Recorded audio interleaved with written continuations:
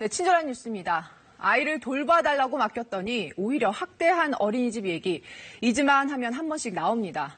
아동 학대 사건이 발생하면 해당 어린이집은 운영이 정지되고 우수 보육기관 인증받은 곳이었다면 그것도 취소됩니다. 그런데 원장이나 교사만 바꾸고 아무 일 없었다는 듯이 운영 계속하는 곳들 꽤 됩니다.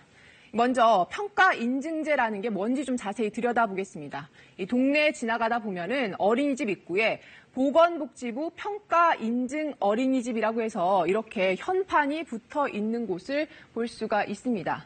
이 보건복지부가 보육의 질을 평가해서 일정 수준 이상이라고 인정했다는 표시입니다.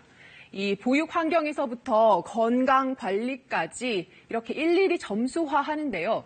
한국보육진흥원이라는 데서 보건복지부의 위탁을 받아서 하고 있습니다. 한 번 인증을 받으면 3년 동안 효력이 있습니다. 이 취지만 보면 굉장히 의미 있는 사업인 것 같습니다. 문제는 평가받은, 인증받은 어린이집에서도 아동 학대가 일어나고 있다는 겁니다. 화면 함께 보겠습니다. 행주로 훔쳐낸 음식을 식판에 털어서 아이에게 다시 먹입니다. 머리를 때리고 또 거칠게 끌어당기기도 합니다. 또 다른 어린이집인데요. 25개월밖에 안 된 아이를 40번 넘게 학대하는 장면이 CCTV에 잡혔습니다. 두 곳 모두 정부가 보육의 질을 공식 인정한 평가 인증 어린이집이었습니다. 평가인증마다 이런 기관에서 어떻게 이런 일이 일어나는지 저도 저 자신도 너무 충격을 받아가지고 네, 이렇게 아동 학대 사실이 드러나면 정부는 일단 평가 인증을 취소하게 됩니다. 그러면 어린이집 운영을 못하게 될 것 같은데 그렇지가 않습니다.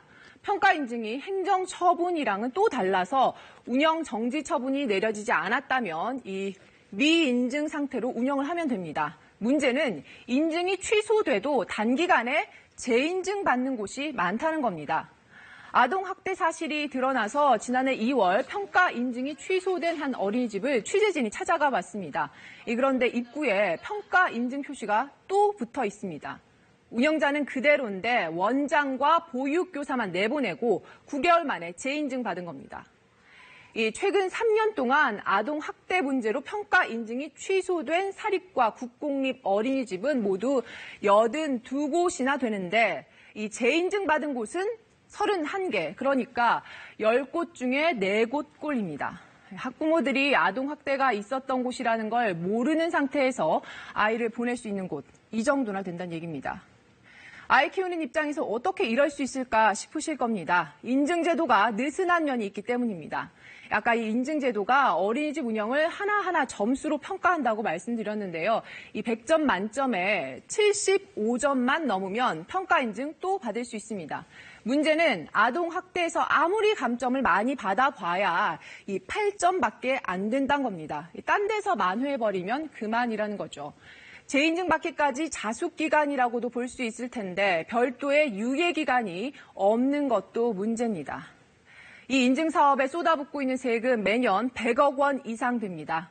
아이를 맡기고도 마음 든든한 곳 되려면 이대로는 안 될 것 같습니다. 친절한 뉴스였습니다.